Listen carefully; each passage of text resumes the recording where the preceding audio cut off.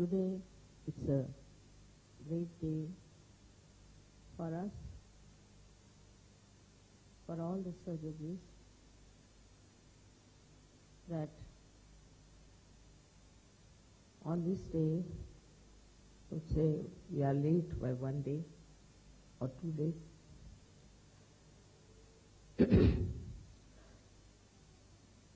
the Sahasrara was opened up.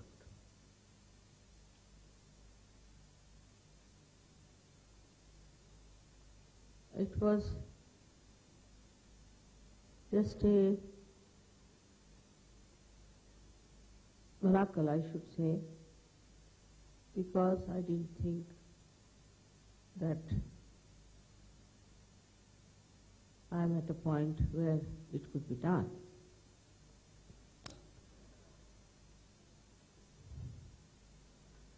So I wanted to wait, but some things happened that made me think that it has to be open.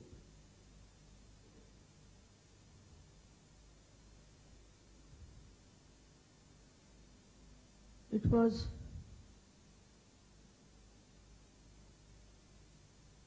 in such a situation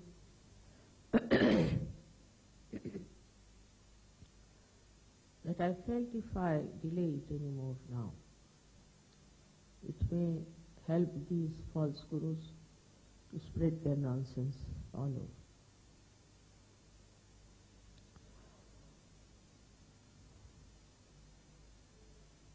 This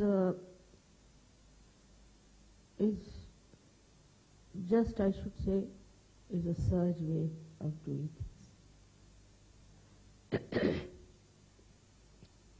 Now 25 years have passed. You all have gathered during this time. And we have so many others who are not, who have achieved so many things. But perhaps we are not aware as to what we have achieved in the real sense of the word. You've got your vibrations, you can feel this all-pervading power. You are, as they say, swimming in the ocean of joy. You are all enjoying the collectivity, and that you have transcended many of your limitations. All this has happened to you because it is your right to have it.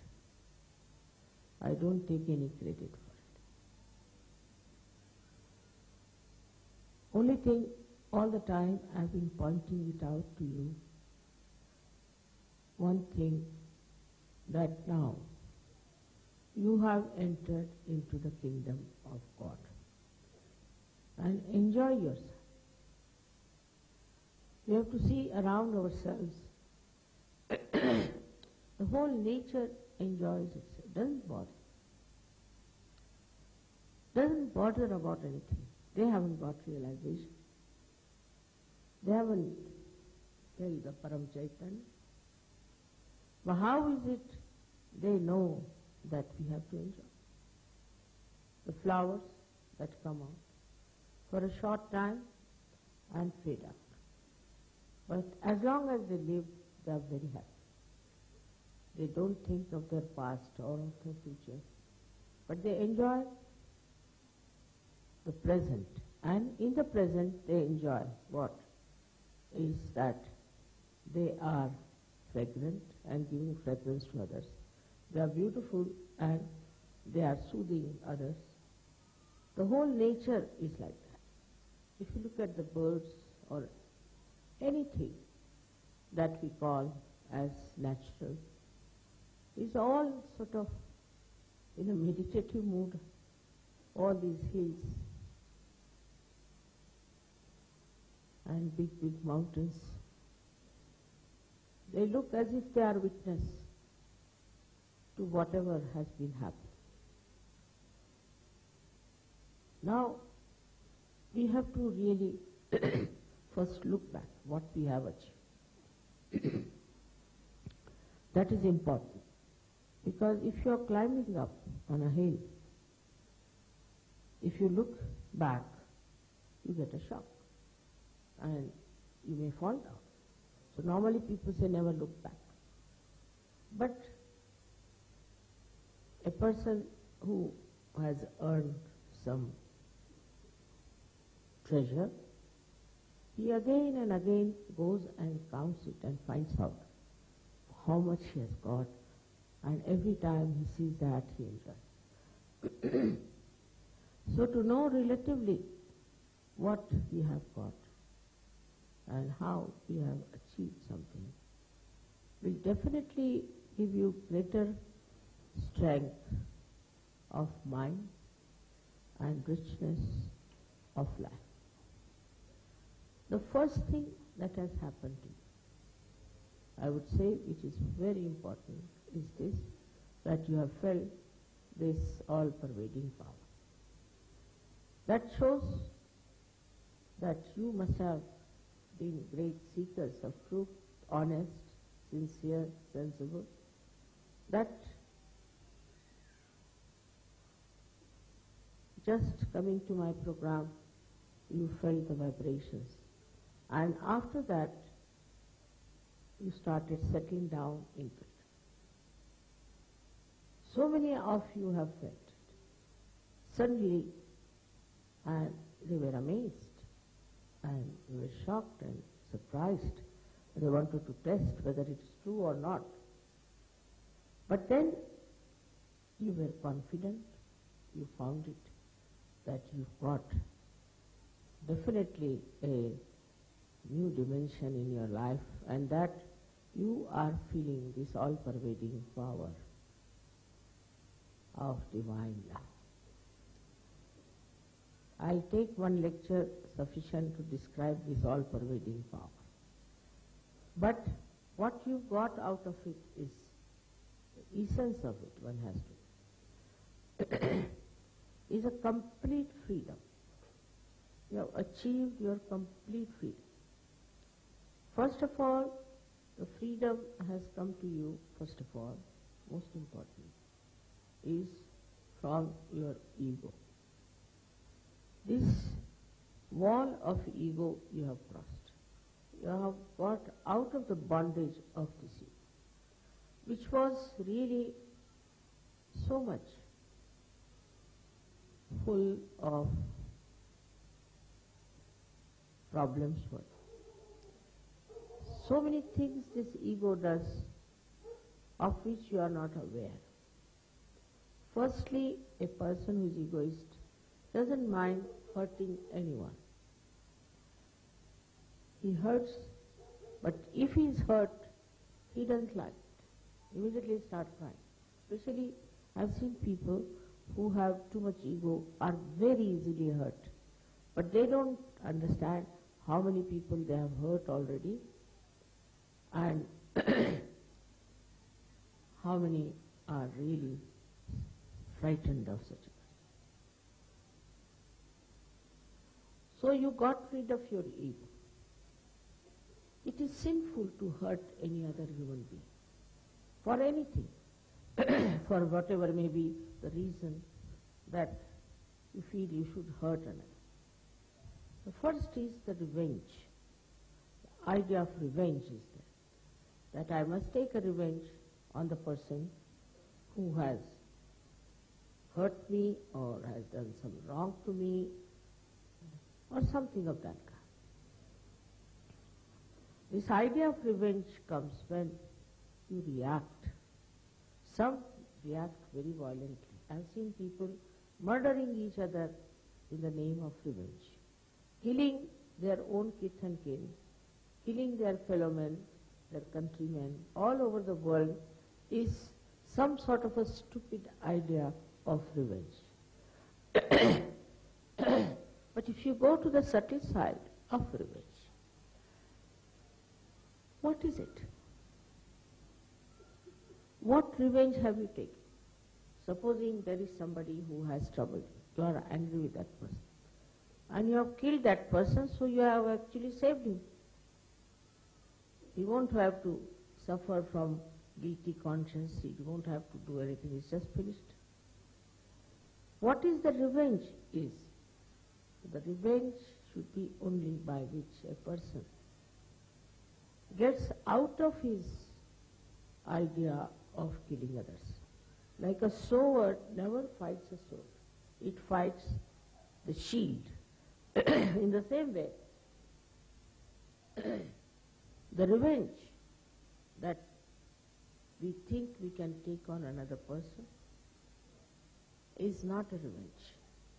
Because any action you take in the name of revenge comes back to you and hurts you much more.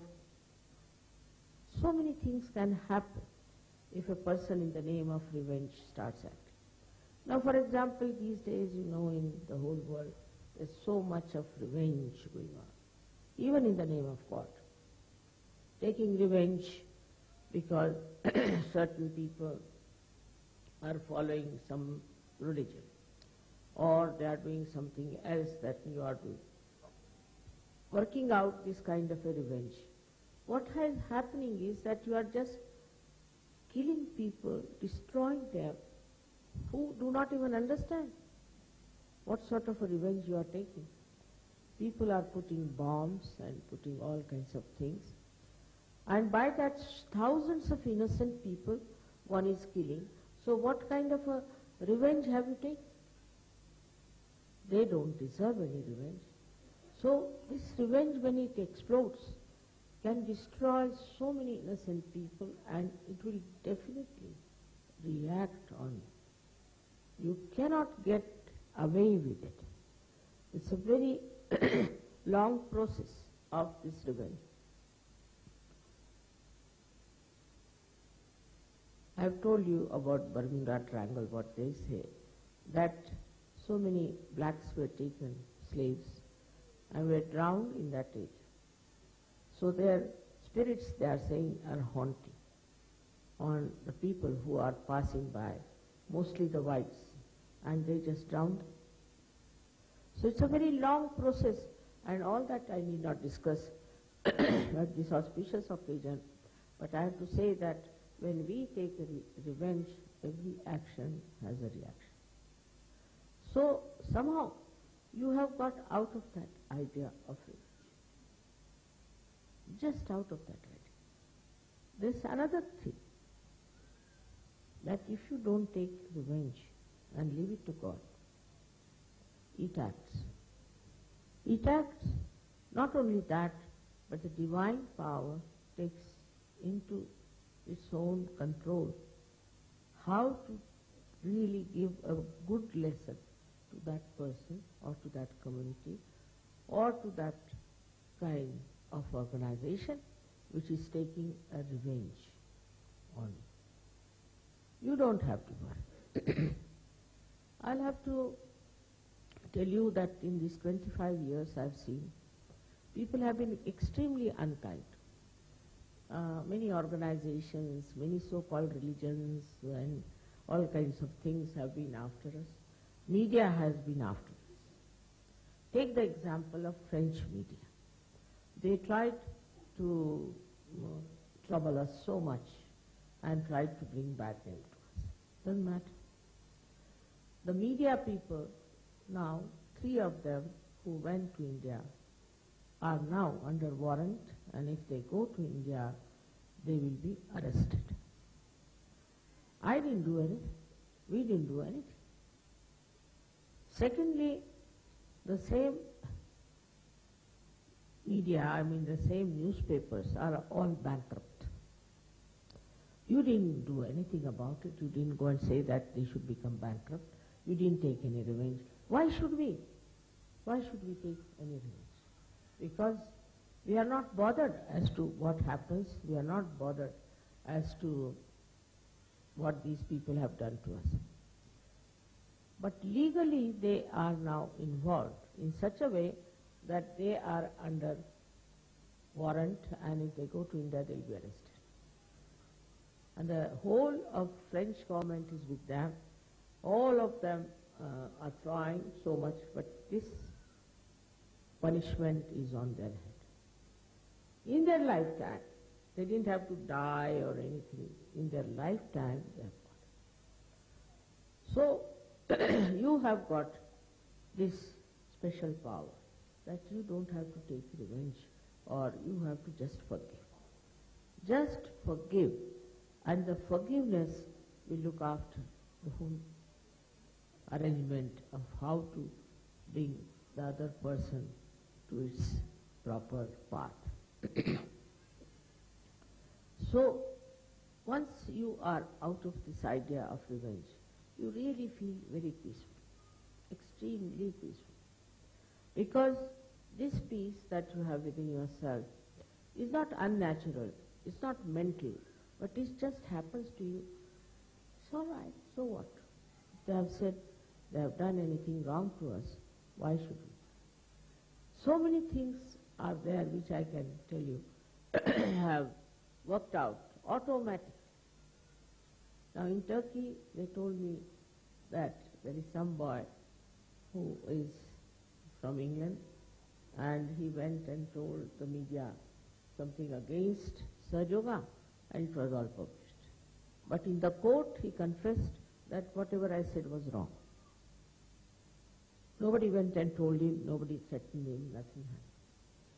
So from your point of view, you must understand that you are not going to get into any mess of taking revenge of anyone, because you belong to the government of God. And this government is extremely alert, very genuine, and also extremely efficient. And as far as you are concerned, you are a citizen of that great kingdom. So what you have achieved is the citizenship of this great kingdom of God, where you should feel absolutely secure. The man who is secure is never afraid. Never afraid. So you have also got rid of your fear. Man is in the, I don't know why he is afraid of this and afraid of that, and worries about this and worries about that. It's something surprising how they worry about their health, worry about their family, their children, their house, I mean all sorts of things. But Sahajogis don't. They don't. We have no worry. It all works out. Why should we worry? That instrument of worry is over. It's finished, I think, is gone out of order. And what you are now in a state where you just have no time to worry because you are enjoying yourself. This fear I have seen in people works so much that so many diseases people get out of fear. So many. Especially most of these left-sided diseases people get out of fear. What is there to fear? This is like you beat the Mother Earth saying that there's a snake.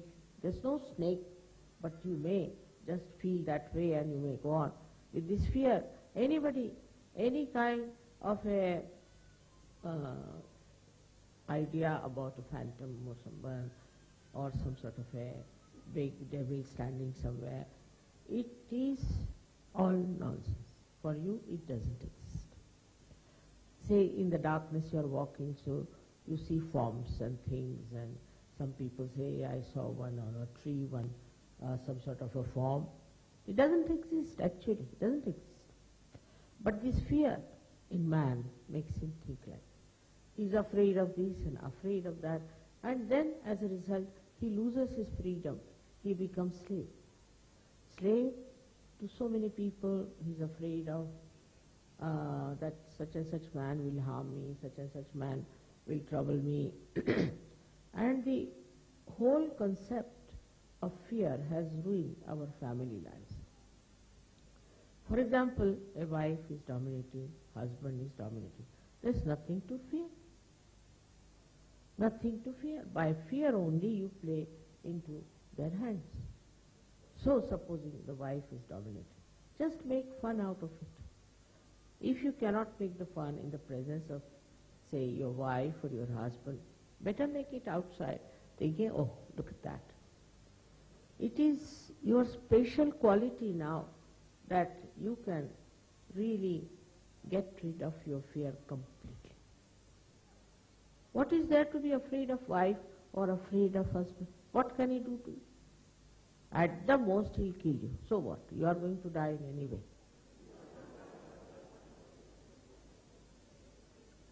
So the fear of death is another nonsense people have. First time when I started my work, everywhere, they asked me, what about death? I said, but just now you are living, why are you asking what about death? So many people ask me question, what about our death? But why do you want to know about it? I'll tell you what about today, just now. So this is another mad idea that we should know about our death, what's going to happen, and whatever happens. Once you are dead, you are finished. You don't have to do anything after that. So what's the use of knowing when you will die, what will happen to you? Whatever has to happen will happen. We never ask that when I sleep, what will happen to me, do we? And this is a permanent sleep, and we worry so much about it that we should know what will happen after that. One has to die at the time whenever it has to die, because whatever is born has to be dead. But you do know that you have got eternal life. You can never die. Death is not this body disappearing. Death is where you are absolutely without any control of your soul live.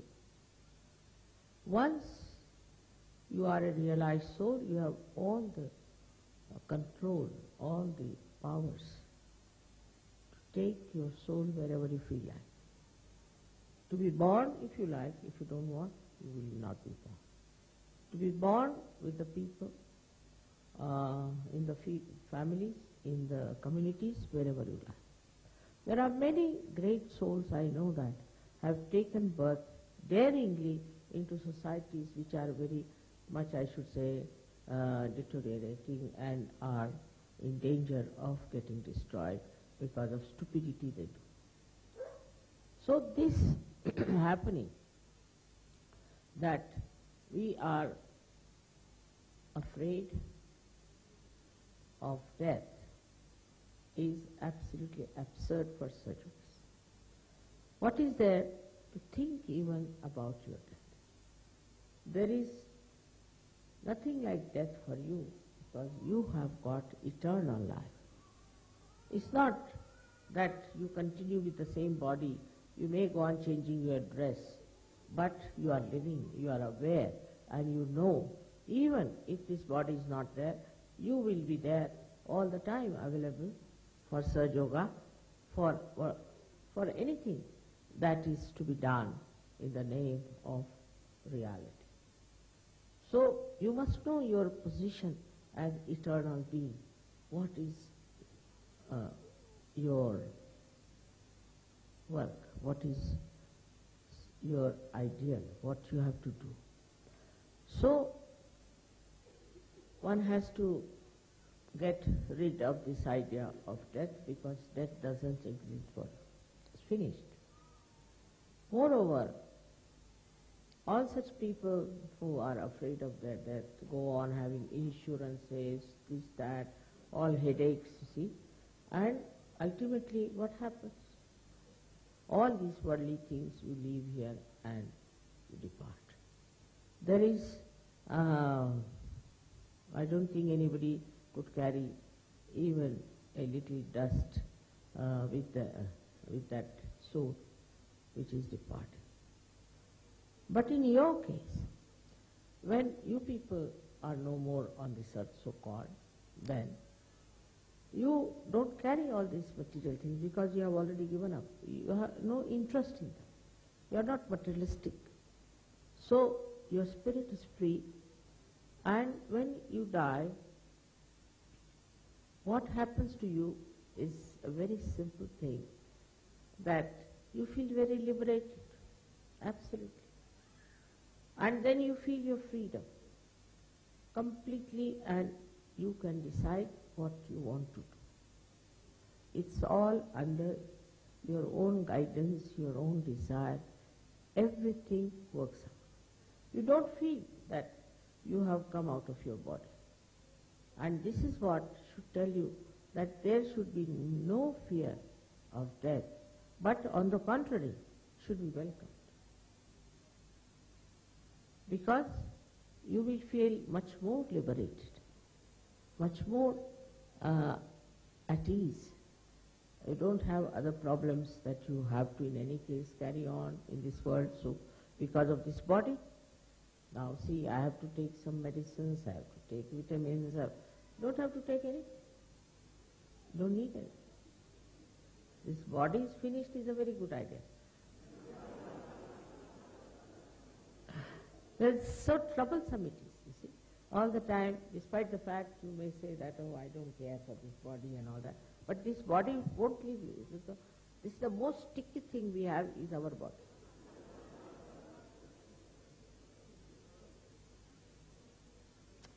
So to forget about death should be the easiest thing for you.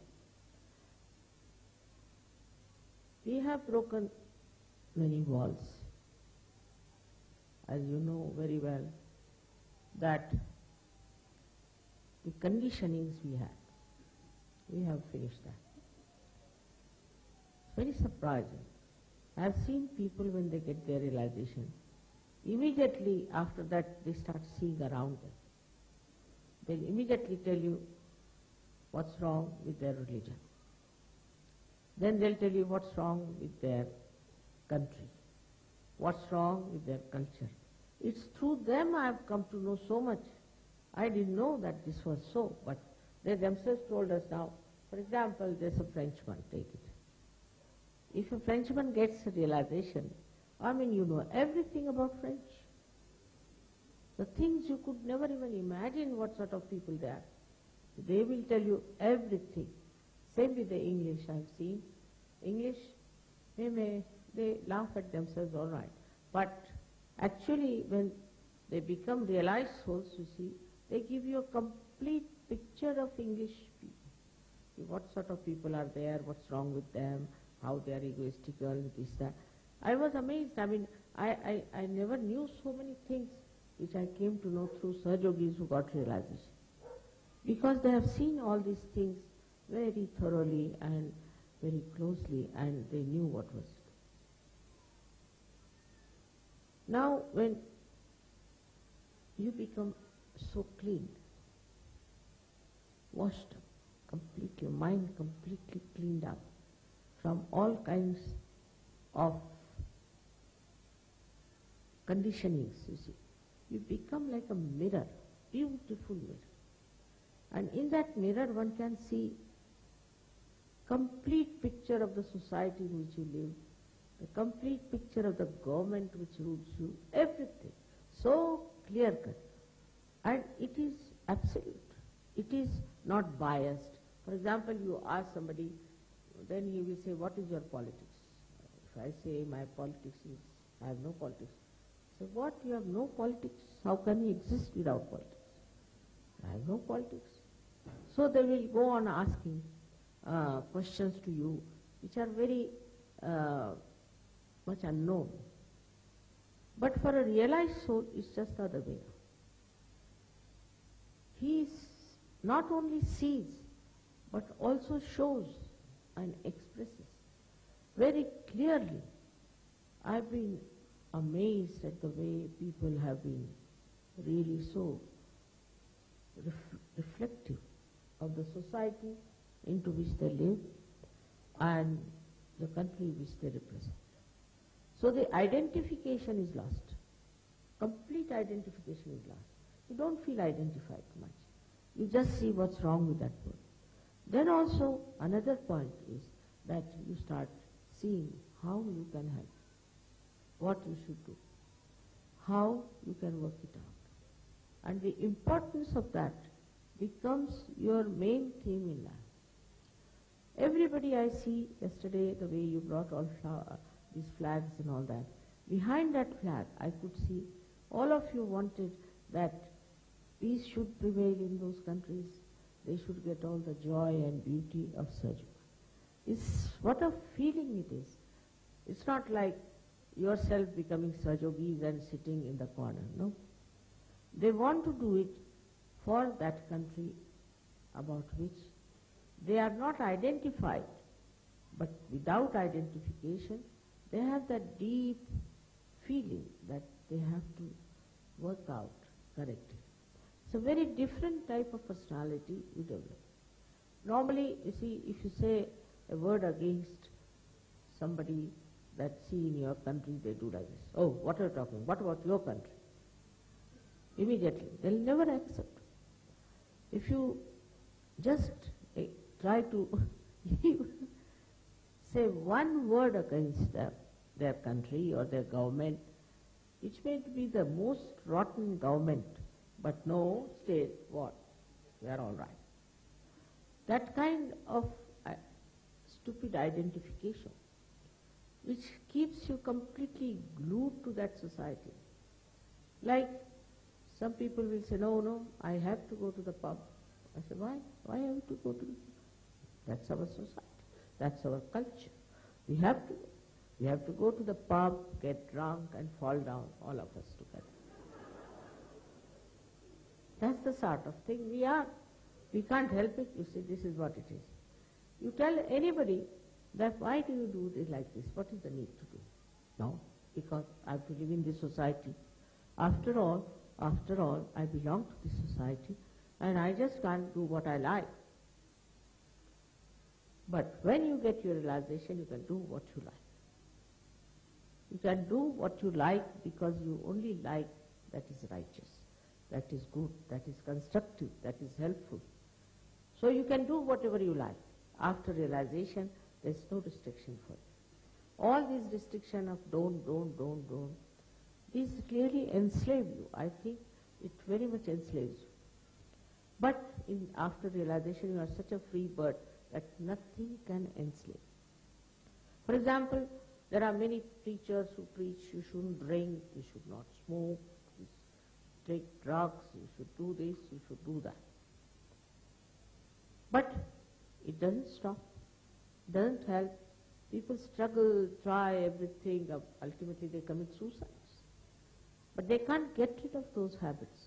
While now you are so powerful that nothing can stick to you. That's the purity of your character that has come up. It doesn't allow any nonsensical things to stick to. I have heard of so many Sahajogis telling me how their eyes have steadied down, how they have become so righteous, how they have become so pure, and they can't understand. They said, Mother, is it your power, your purity you have given us, or it is our purity you have awakened? Of course yours, no doubt. All these things you have and you become aware of it. And thus you get absolutely misidentified, I should say, with all these nonsensical things, and you don't like it. You just don't like it, and you go on criticizing. I have been to all these countries also before, and I have met people who are very much identified, and diplomatically I was not supposed to say anything whatsoever that would make them feel that they are doing something wrong. But after Sahaja Yoga, the same people are telling us and making fun of the whole thing. For example, I have heard some Sahajogis talking to each other. He says, you see, in my country, this is so stupid thing going on. Another one said, nobody can beat mine. It's much worse. It's a very common competition among Sahajogis going on.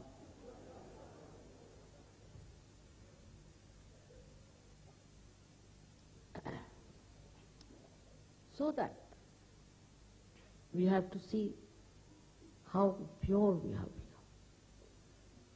And in this purity, anything that is dirty, murky, anything that will spoil this purity, we don't like it. We don't like it. We are washed, cleaned from inside, and we won't want to take anything like that within us anymore.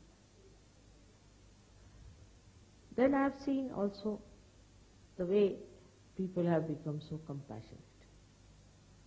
It's very surprising how they have become compassionate to each other. For example, there were two Sahajogis. They were not very happy with each other, not compatible, whatever you say that. And I didn't know how to make them feel that, you see, the other Sahajogi is all right, it doesn't matter, after all, what is it? No, I don't like this thing anymore. And the another one would say, I don't like this thing about him. So it went on, I don't like, he says, I don't like. I mean, they were seeing each other's defects or whatever you may call it. So I said, all right, now will you meditate for some time again? Meditate. And I said, now, do you love me? She said, one says, I love you more than he loves. I said, difficult situation. How to make them understand now that you cannot weigh your love, you cannot make a chart out of it. It is something within yourself, and if you love somebody, then you enjoy it. I mean, you cannot qualify it, you cannot quantify it. But this was going on with these two gentlemen together. And I thought, now what to do? They are very important and still there's no understanding between the two. So the divine power took over, I think. One of them fell very sick suddenly, very sick. And I had sent word also that you'll be sick. Be careful. But it was, I mean, they thought that the other fellow might be trying to be funny or something. It was not understood. He was very sick. When he felt sick, then this one, the another one, felt such tremendous love for him. It's something nobody can explain. That he went and sat with that patient for 24 hours and said that if you need any money, I have got. He paid for wherever he could pay. So this gentleman also was very sensible and reasonable person on his own, felt this love, this affection in this hard taskmaster, the other one, and such understanding grew up within them. It is, I think, is the divine's play that they were brought together so close and such compassion. So the force of compassion within you is so much, it's very subtle, you don't see. Because on mental level, I was telling them, arguing, trying to pacify him, like that was on, it would not work out. But when this force of compassion started acting suddenly into one of them, the another one saw the compassion, the pure compassion, and just they became great friends. So one has to feel the compassion within yourself. I have seen many a times that there are many Sahajogis, and sometimes I have to correct or say something. Immediately another one will say, Mother, can you forgive him? You can't forgive. I say, I have forgiven, I am not doing anything. Please forgive, please. I feel so happy to hear that. That in one point, in one condition, when it comes to Sahajogi, you support him. Even against me, I feel happy. Shows that you are not only generous, but you are filled with your compassion. So this source of compassion which is within your being, in your heart, you have to just open your heart. If you open that heart, it's like opening the Sahasrara. You will be amazed how you can forgive people and you can live with them. I have reports which disturbs me many a times that people are forming different groups and having different ashrams and they don't come to the collective and all that. I feel very much concerned. Now what is missing is, of course, there are also some people who think that they must have a separate, their own organization and why should they be in the collective and all that. So that it is definite that such a person has not yet achieved that state of compassion. In the state of compassion, you like that somebody tells you that don't say anything to such and such person. I don't want you to say this. It's very, very joy-giving to me. Like we had one couple, they were quarreling throughout. They used to send me letters after letters. Was fed up. Telephones after telephones, both of them quarreling. Quarreling so much. I didn't know what to do with them. So, I thought that it's better that they divorce and finish it off. And I told them separately that you better divorce each other and get out of it. But the complaints you have are such that they cannot be solved. I said, how? I said, you are saying that my husband doesn't give me more time, he is always out, and he doesn't spend any nice moments with me, we don't go out, and all these complaints are there. And the husband says that she always troubles me, that I must take her out, and I must do this, and I must do that. I want to do it, but I can't do it. So I said, but when you take a divorce, you'll never claim anything. Permanently the husband is lost and you are lost. So why do you want to do such a thing? Immediately, this compassion started working. And then I put in a word, supposing any one of you is sick tomorrow, then who will look after each other? Let's just put them out. You know, such little moments in life come in the life of Sahajogis I've seen, that suddenly this heart opens, and with that they combat all these petty nonsensical ideas which keeps them out of each other and out of the collectivity. What gives me the greatest enjoyment is to see how you love each other, care for each other, joke with each other, and dance with each other. This is the greatest thing that I enjoy.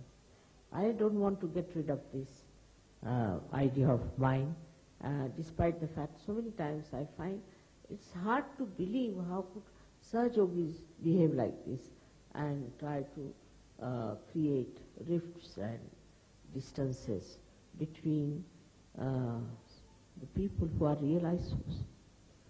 Because realized souls anywhere in the world, if you see them, they respect each other. Not only respect, care, and never talked ill of another realized soul. Never. I don't know if you have known about the private lives of these saints, but in India, as we have had so many of them, when you see them, how they have behaved towards each other, the way they have looked after each other.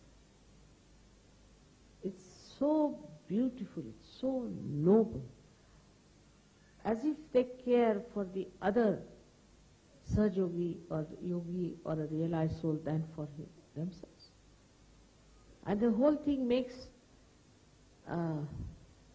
you feel like in a new world of new people who care for the feelings of others and not what they want to say or what they want to have or there's something special. Also, in Sahajoga, you have lost your speciality.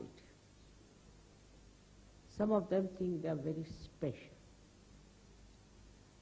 Supposing I call some lady to put, say, alta on my feet.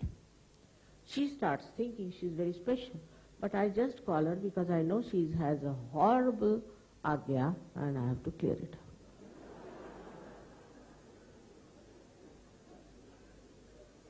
And when somebody told me, Mother, she thinks something very special, I said, really? What makes her think like that? Because you call her to put some alta on your feet. I said, I just call her that she has such a horrid, ugly agya that she will trouble everyone. So I want to clear it. So, either I should have told her that you are a very egoistical, horrible, and all the words that are possible. Otherwise she won't understand. It's so surprising. There is one lady who was really very nasty to her in-laws and everybody in India, and she came to see me. I called her. I actually scolded her. I said, what business you had to behave like this here? Your father, who was such a racist, you never said a word against him. And why are you talking so much against these people? I scolded her. She went out and told, oh, look at, Mother has called me. Nobody's allowed to see her. I said, what's this?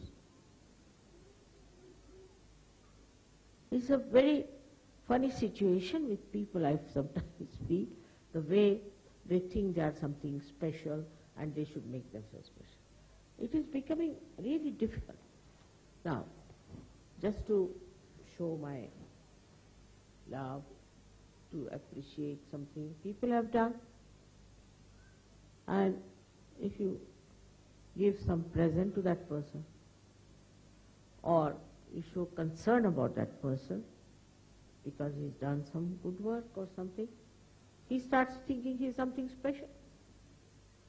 I mean, it's an impossible situation, because I expect that if I have done anything good to that person or in any way suggested my concern about a person, that person has to become a very good Sahajogi, in the sense the most humble and honest and loving person. Otherwise, it has no meaning. No use being good to anyone if that means that person jumps into hell. So this one is also another idea of speciality.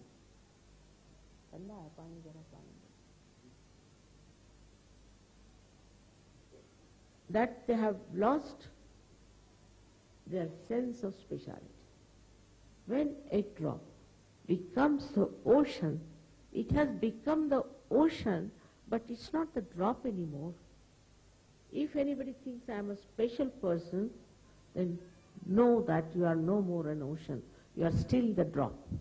Because unless and until you are the drop, how can you feel that I am something special? So you have lost your speciality. You have lost it because all these ideas of speciality comes from your past. One lady I met once, long time back, she was a very rude, proud, arrogant woman. So this was in Delhi, where people are very conscious of their husbands' jobs and this and that. I didn't even know the destination or even the designation of my husband. So she was very rude. I said, what's the matter with you? Why are you so rude? What's the problem? She said, you don't know? I am the wife of such and such. You're the wife or the husband? I am the wife of such and such. So she asked me, what are you doing? I said, I am a housewife. Then my husband came. She said, do you know him? I said, yes, I know. Why? I thought there must be something wrong there also. So she said, no, I just want to know, how do you know him? As if I was some criminal or what? I said, he's my husband. Oh my God, he's your husband. What happened? As if 10 serpents have bitten her.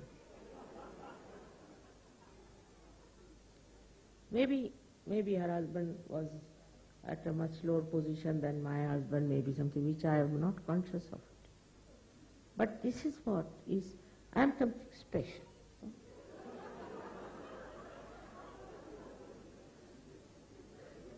This stupid idea of being special has to be completely negated in Sahaja Yoga. Not mentally. Mentally, if you are saying, I am not special like a mantra.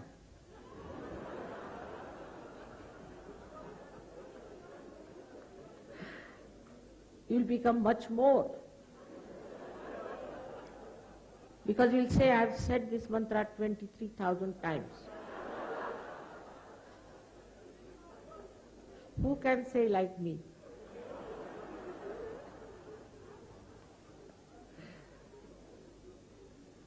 So this idea, I am something special, I am something great, I am something out of the blue, something superior to others, just vanishes. Like as I said, you are a drop in the sea. You have become the ocean, but you are no more a drop to have any relative value system. There is no relative value system. There is no system by which you can say that I am higher or he is lower. All that has created all the problems of the world. See, from our caste system in India, the social systems in the West, the racialism in the West, also self-consciousness of my religion is better, yours is worst, we are the best. All these things have created problems. It has done no good. It has failed and failed and failed. So in Sahaja Yoga, at least don't bring this disease anymore. That I am better, our country is better. This speciality you should drop. And real beauty of your personality will show. For that you don't need a special skin, you don't need a special body, you don't need a special, what you can call a glamorous look. What you need is a beautiful heart. And I tell you, it's the beautiful heart that attracts. Nothing else. It's the beautiful heart that you want to have. I have known people, many like that. There was one gentleman who divorced his first wife. She may not be so good looking, maybe ugly or whatever it was. Then he married another good looking woman. And he ran away from the house. So I asked him why. You didn't like that woman because she was ugly or whatever it was. Why have you now running away from this one? She has no heart. She has no heart. And this is what you have. a very great, generous, beautiful, dharmic heart. You have got it as a present from the divine, and which you must respect, should be proud of it and enjoy it. As you should enjoy your generosity,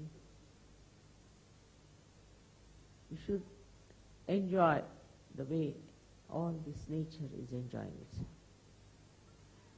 To be very meticulous about things, to be all the time correcting others is a headache. It's a headache. The best thing is to correct yourself and laugh at yourself. That's the best way you can do it. Everybody has some funny things about themselves. I also have. I must have. And I enjoy them because I think I try and try, but always I forget. For example, the spectacles. I always forget them. Before coming, see, I must always forget it. I tell myself that I need it, I should take it, must remember, but invariably I forget. I don't know why. I can't do without it. But still I forget. There are so many things. For example, I don't know how to count money. If you may give me 100 rupees, I'll count it 200 rupees. I tell you, I'm good at mathematics, but I can't count. I don't know how to sign a check. Can you believe it? I can't sign. You have to write the check for me, otherwise I can't. And somebody asked me, say 100 rupees, I'll give him a big 500 and forget about it. And that person will say, Mother, you gave me 500. No, I gave you 100 only. No, you gave me 500. I went home and found out, it's all right. After all, if he's dishonest, he's dishonest. If he's honest, he's honest. So why to worry about how much money you gave and this thing, that, and meticulously, you see, finding everything like this. And I've seen with all these meticulous people, they always fail. Because, you see, this brain plays some tricks on them. For example, there was one fellow who told me that the size of your car is such and such, all right then? So the size of the garage should be such and such. I said, all right. So when we build the garage, the car won't get in.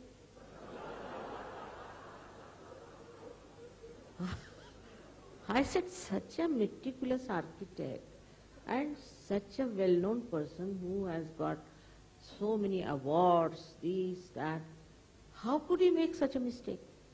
I still didn't understand it. See? Now, he said, now you better buy a smaller car.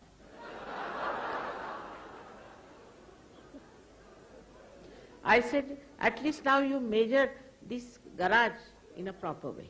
Otherwise, again, if I buy something, it won't enter in. So, you see what I'm saying? We are so particular, so meticulous. Now see these little flowers, I see them here. They're not meticulous. They're growing on their own freely. Everybody gets the sun's rays and they're quite happy. But the way we are particular, those people are very particular, are headaches to themselves. And then ultimately they find that it's not so. You have lost that. You have lost that meticulousness.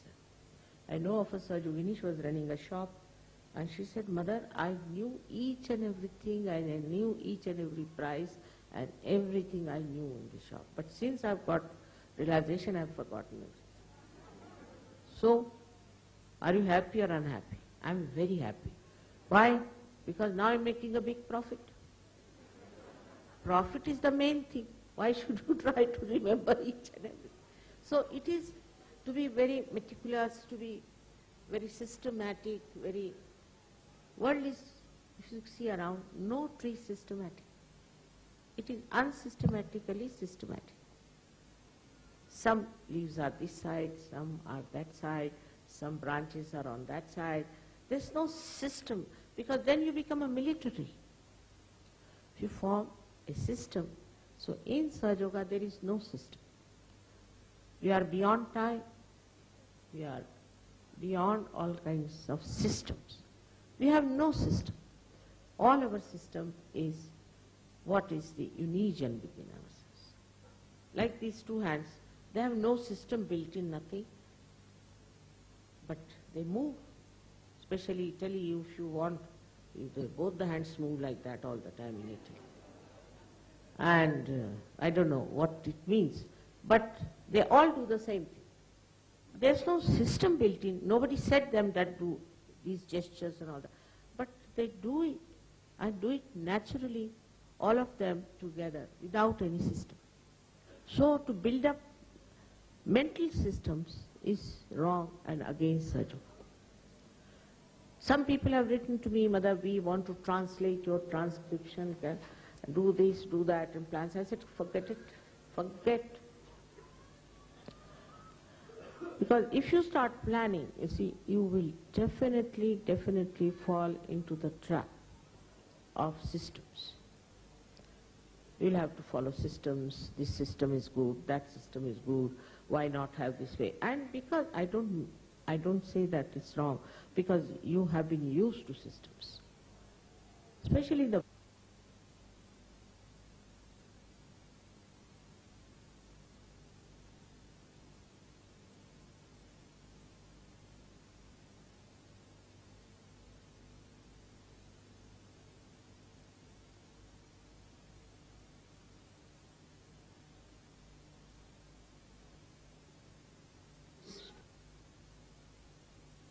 hands.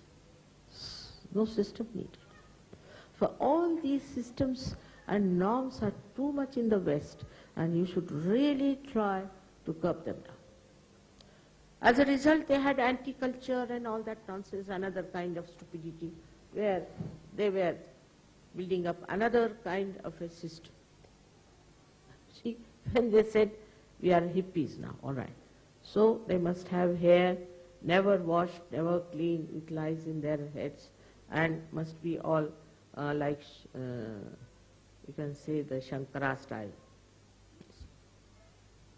So all of them have to have that. Again, system. There's no variety. One hippie means another the same. You cannot make them out one from another.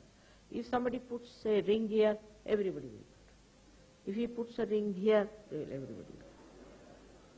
Without any brains, without any understanding, and they talk of individuality, personality. Where is the individuality?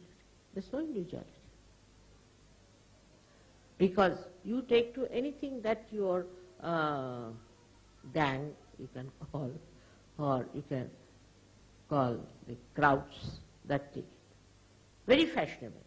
In India, if you say it is very fashionable, it means it is very expensive and very beautiful, and I mean it's a very elite word. But when I said this is very fashionable, means everybody likes it. It could be punky thing or anything. It's fashionable, finished. It's the fashion. Means you do not have your own idea, your own personality, your own individuality. In Sahaja Yoga, you are not bound to any fashion. No fashion. If like, wear this, wear that, whatever you like. You're free to do what you like. You can wear whatever you like. But you, as I said again, that you will govern yourself. You will be your own guru, you will be your own master, and you will do whatever is good, whatever is decent, whatever the deities will like. We'll just do it that way because now you are a Sahaja. So the life becomes so much easier. So much easier. You don't worry about things which are not there, and you are not also worried about the things which are there. Because you think, now, you see something, all right, I have got this nice now, I must keep this one for somebody. I must give it to some. So I got a ring which was quite big. I was thinking, who should I give this? Who has got thick fingers? So I started looking at the fingers of everyone, you see. Whosoever has a thick finger, I'll give him this one. I mean, the thought was just the other way down. Supposing you are not a Sahaja Yogi, then you'll think, oh, such a big thick finger, why not take out some gold and use it, sell it off, or else you see, you can take out the stone from here. I mean, all kinds of nonsensical things you'll think, but you'll not think that you better give it to somebody because you can't wear it, it's too big for you. Why not give it to others?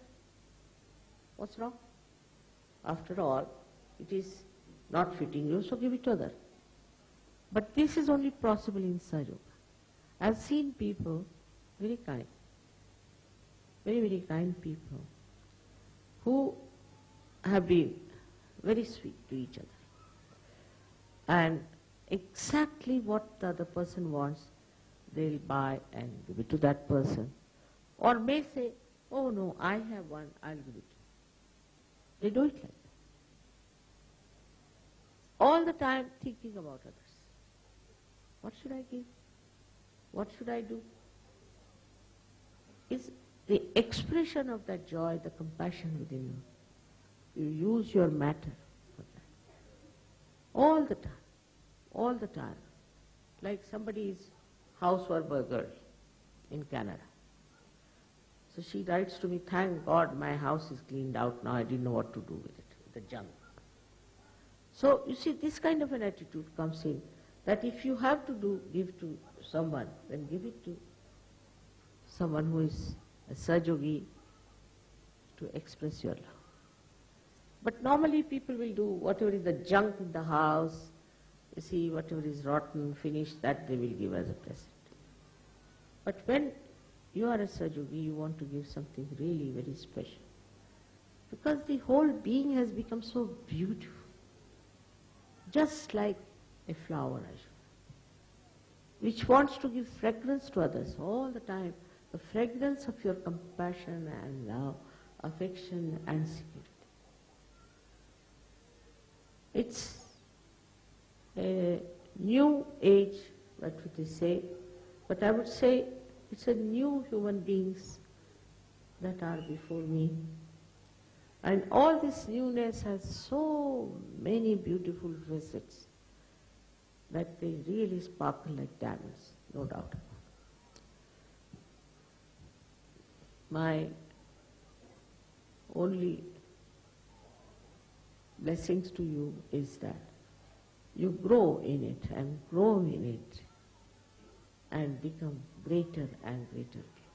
Never thinking that you are greater than others. Never thinking that you are special than others.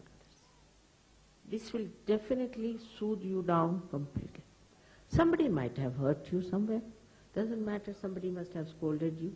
Doesn't matter. What is your capacity is to love another person and to be affectionate and kind. I am really amazed how these 25 years have passed with all kinds of stupid problems and nice things and such a mixture. And all those things have never disturbed me. I was never disturbed. I used to act sometimes that I'm angry, or sometimes I used to say things which I should not have normally said because it was needed to be said. But on the whole,